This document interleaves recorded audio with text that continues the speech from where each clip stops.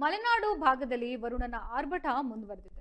ಇನ್ನು ಶಿವಮೊಗ್ಗ ಜಿಲ್ಲೆಯ ಹೊಸನಗರ ತಾಲೂಕಿನಲ್ಲಿ ಸಂಜೆ ಭಾರೀ ಗುಡುಗು ಮಿಂಚು ಹಾಗೂ ಬಿರುಗಾಳಿ ಸಹಿತ ಆಲಿಕಲ್ಲು ಮಳೆ ಸುರಿದಿದ್ದು ಸಾರ್ವಜನಿಕರ ಜನಜೀವನ ಸಂಪೂರ್ಣವಾಗಿ ಅಸ್ತವ್ಯಸ್ತಗೊಂಡಿದೆ.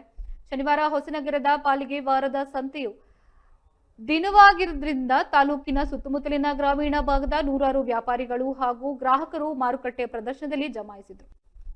ಇನ್ನು ವ್ಯಾಪಾರ ವಹಿವಾಟು ಬಿರ್ಸ್ನಿಂದ ನಡೀತಾ ಇದ್ದಾಗಲೇ ಏಕಾಏಕಿ ಕವಿದ ಮಳೆ ಮೋಡುಗಳು ಬಿರುಗಾಳಿ ಸಮೇತ ಅಪ್ಪಳಿಸಿದ್ವು.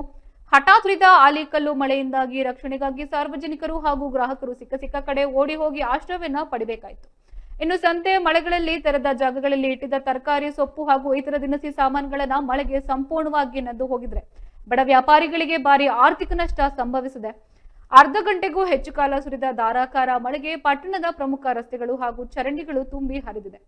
ಇನ್ನು ರಸ್ತೆಗಳ ಮೇಲೆ ಮಂಡಿಯುದ್ದಕ್ಕೂ ನೀರು ನಿಂತಿದ್ದು ವಾಹನ ಸಂಚಾರ ಸಂಪೂರ್ಣವಾಗಿ ಕಡಿತಗೊಂಡಿದ್ದು ಸವಾರರು ತೀವ್ರ ತೊಂದರೆ ಅನುಭವಿಸಿದ್ರು. ಇನ್ನು ಮಳೆಯ ಆರ್ಭಟಕ್ಕೆ ಪಟ್ಟಣದಾದ್ಯಂತ ವಿದ್ಯುತ್ ಕಂಬಗಳು ಹಾಗೂ ತಂತಿಗಳು ಹಾನಿಯಾಗಿದ್ದು ಸಂಜೆಯಿಂದಲೇ ವಿದ್ಯುತ್ ಸಂಪರ್ಕ ಸಂಪೂರ್ಣವಾಗಿ ಕಡಿತಗೊಂಡಿದ್ದು ಇಡೀ ಪಟ್ಟಣದ ಕತ್ತಲಲ್ಲಿ ಮುಳುಗುವಂತಾಗಿತ್ತು.